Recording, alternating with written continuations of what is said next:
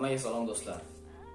Redmi Note 8 Pro 2019-yilda chiqqan telefon va 2020-yilda ham keti. Endi 2021-yilga bu telefon tayyormi yo'qmi bugun sizlar bilan bilib olamiz. Sizlar bilan nextmotion va men Abdulloh Abdajonov. Qani boshlaylik.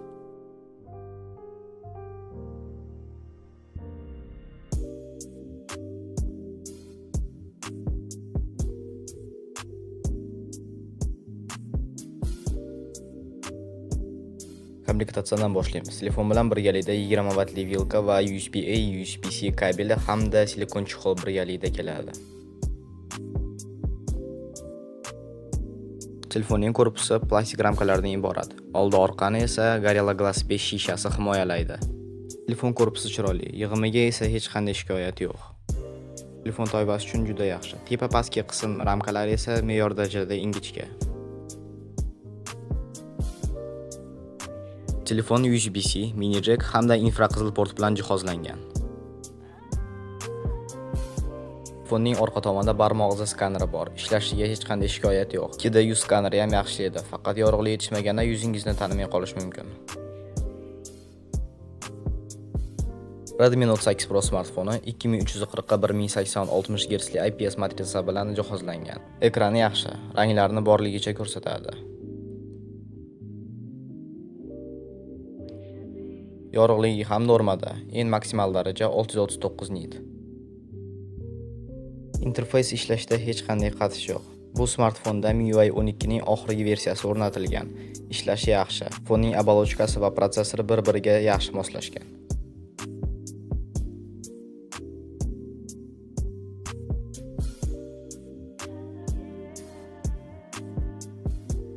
Smartfon Helio G90T protsessor bilan jihozlangan. Hajm versiyalari esa ko'z oldingizda. 3 marotaba ketma-ket o'tkazilgan Antutu va throttling testda telefon o'zini yaxshi ko'rsatdi.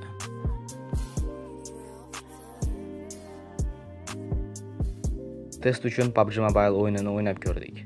Boshdagi kirish interfeysda telefon biroz qatidi. Buni sababi nimadaligini bilmadim. Balki protsessordandir.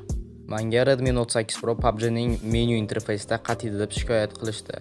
Sovuq ochishda va hamda shunga o'xshash kabi joylarda telefon qatib qolardi. Lekin aynan mendagi ekzemplyar bunday muammolarda kuzatilmadi. Telefon gameplay tomonlama yaxshi seziladi. Telefon o'zini o'yinda yaxshi tutdi. Agar yaxshi natijalar ko'rsataman desangiz, eng past grafika hamda ekstremal kadrlar sonini qo'yganinglar yaxshi bo'ladi.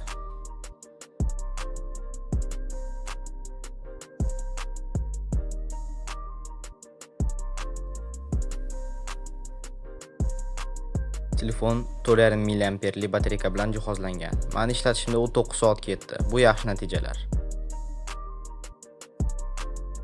Telefonning dinamiki stereo emas, mono. Bu telefonning toifasi uchun bu standartdir.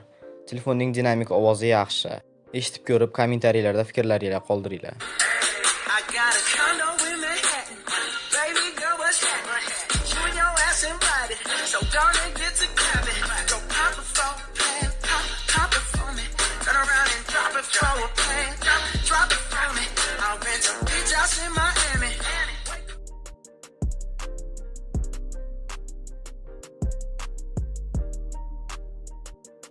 Telefonning asosiy moduli 64 megapiksel tashkil qiladi.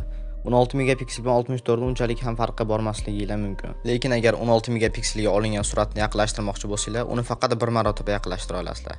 64 megapikselga olingan suratda bo'lsa, bundan ham yaqinroq ko'rishingiz mumkin. Sababi piksellar hajmi 4 barobar oshgan.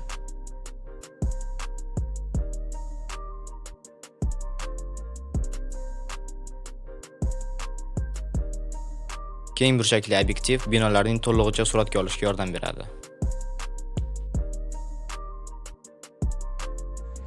Syomkani 1080-30 fps olyapmiz. Videoda ko'ring, ovozga baho bering, kommentariyalarda fikrlaringizni yozib qoldiringlar. Stabilizatsiya o'chiq. Endi videoda 1080-60 fps olyapmiz. Videoga baho bering. Stabilizatsiya o'chiq bo'lsa ham 60 fps da video ancha tiniq ko'rinadi. Endi 4K 30 fps. Bu sifat bu telefon uchun eng maksimal sifat. 4K ga bir o'zim fikrimni aytmoqchiman. Bunaqa ochiq joyda videoga oladigan bo'lsalar, yaxshisi 1080-30 qo'ysalar yaxshi. Sababi farqi unchalik ham bilinmaydi. Videoda ham hajmi sal kamroq bo'ladi. Telefoningizlar xotirasidan sal kamroq joy egallaydi. 4K da yaxshi bir yaqindan biror obyektni olsanglar, ana shunda bilinadi. Fokus tekshiramiz. Avtofokus yaxshi ishlayapti. Mana bundan ham yaqinroq ko'ramiz. Obyekt va uning detallari yaxshi ko'rinyapti. 4K da yaxshisi shunaqa bir kichik bir obyektlarni videoga olganinglar yaxshi.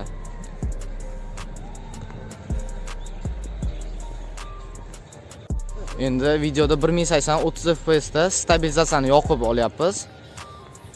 Stabilizatsiya kimdir tushunmasa agar bu o'zbek tilida barqarorlashtirish degani.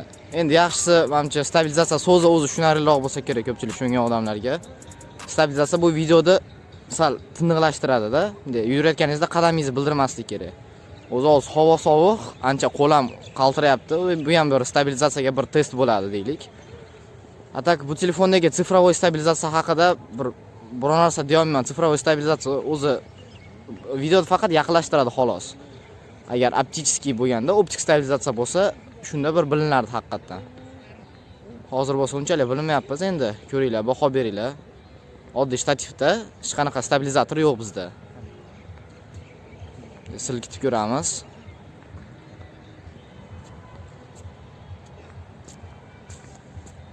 Endi videoda web kamerada 1080 30 fps sifatida olyapmiz. 720 30 fps sifati ham bor. Yaxshisi bu sifat tanlamanglar. Albatta hajm kamroq bo'ladi, lekin sifat juda ham yomon bo'ladi. Hop, ranglarga baho bering, ovozga. Atrofni kuzatamiz. Fokus hozir menga qaratilgan. Bu web kameraning o'ziniki. Ko'ringlar, baho beringlar. Yugurib ham ko'rsak bo'ladi stabilizatsiyani tekshirgani.